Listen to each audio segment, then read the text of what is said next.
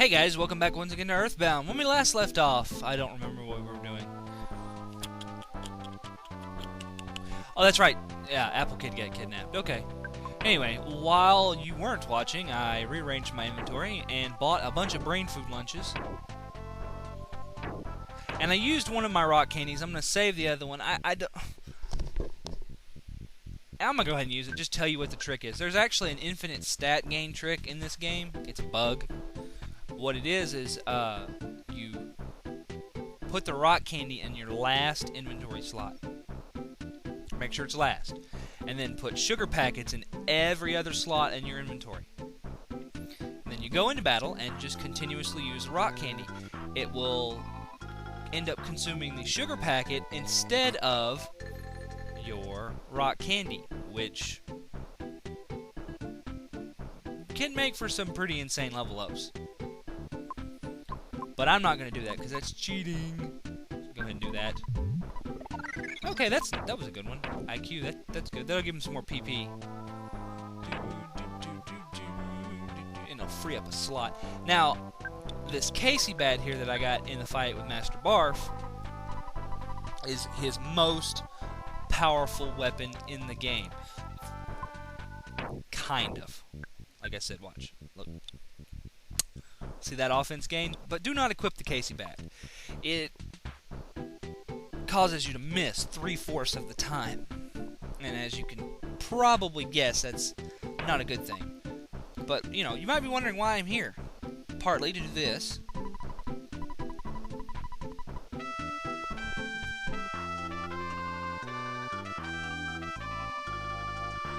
And partly to buy this.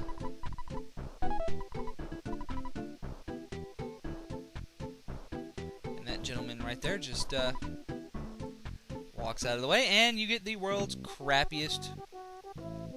But if you check this,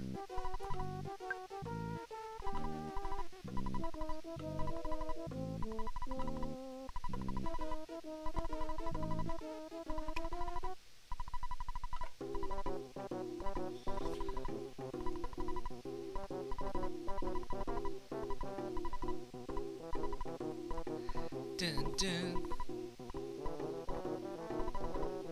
This baby is a demon child. I think that was originally porn in the first version. But anyway, the point of this house is for you to do this. Although that's not a good position. This is probably the most well-hidden picture spot in the game, due to the fact that by the time you actually have enough money to buy this house, you've probably long forgotten about it. Although that is a really good view.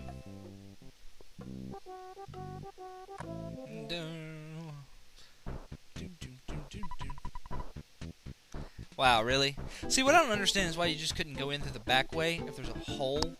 That's just not fair. Anyway, now we got to go back to Winters. You can actually move while you're doing teleport beta. Just typically advised you don't. Let's see. It's me again. And, oh look, it's Maxwell. Tony's missing too? Huh. As you can see, there's new enemies here. I strongly dislike this section. I don't like Winters, especially now. Holy monkey! You know what? God, there's just so many enemies on the screen. I don't remember there being this many.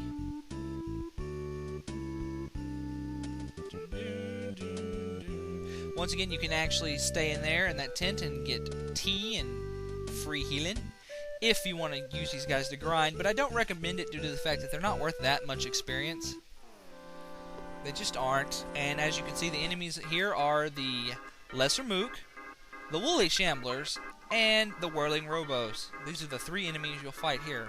Kind of lucky that I got them all in one fight. That typically doesn't happen. And I haven't repaired the... I meant to actually repair the bazooka, but I didn't. So, I'm just going to do this.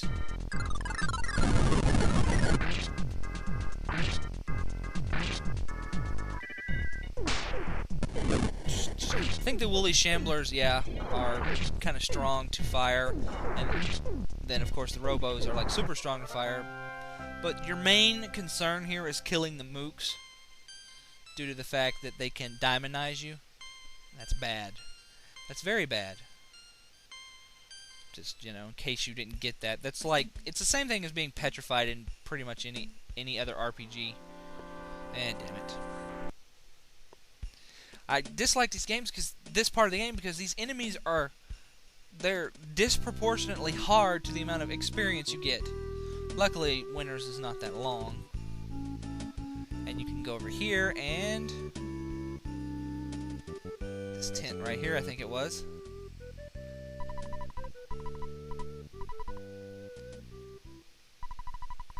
Yay! The heavy bazooka is awesome. It does like 950 to 1,000 points of damage a shot, I think. But anyway, it never runs out of ammo.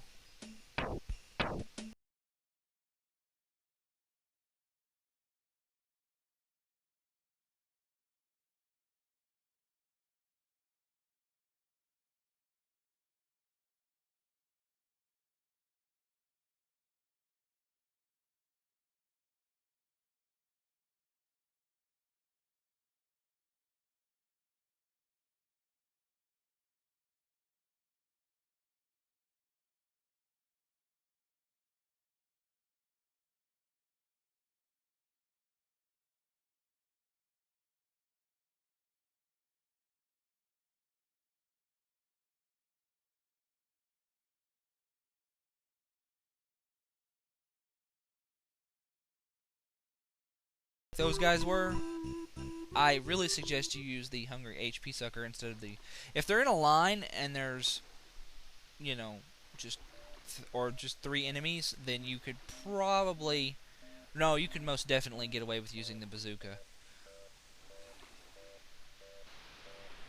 But the hungry HP sucker is also a great way to not have to heal Jeff, because he is kind of made of glass.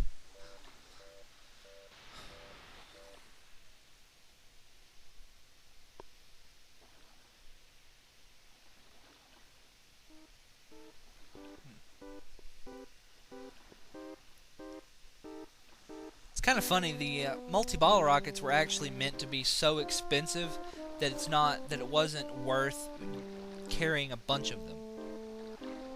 I think with the exception of the initial bottle rockets, I think the big bottle rockets were meant to be that way too. But honestly, $600 and $2,000 a piece is not really that much money. I mean, shit, the armor costs more than that. Probably would have been more balanced if they were like $20,000 a piece. And even then, they'd still be worth buying. You just have to grind a little to buy them.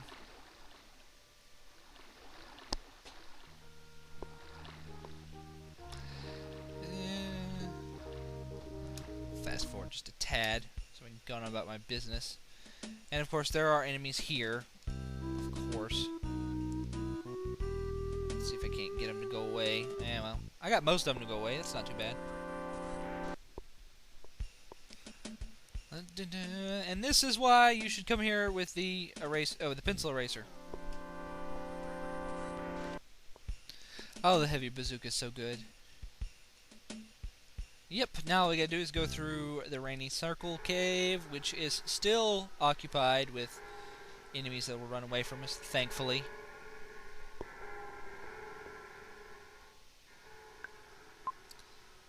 And go ahead and grab that.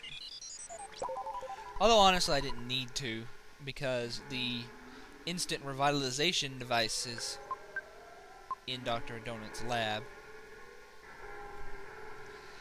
Oh boy.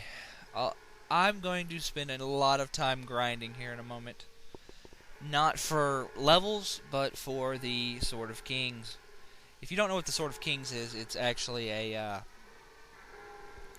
weapon for Pooh. It's his only weapon. It's the only weapon he can get. And they are hard to get. And Stay away from me. Don't want to fight you. Not worth the experience. Oh, 10 minutes and we're just made it to the lab. This guy gives you the eraser. He felt like this! Exclamation point!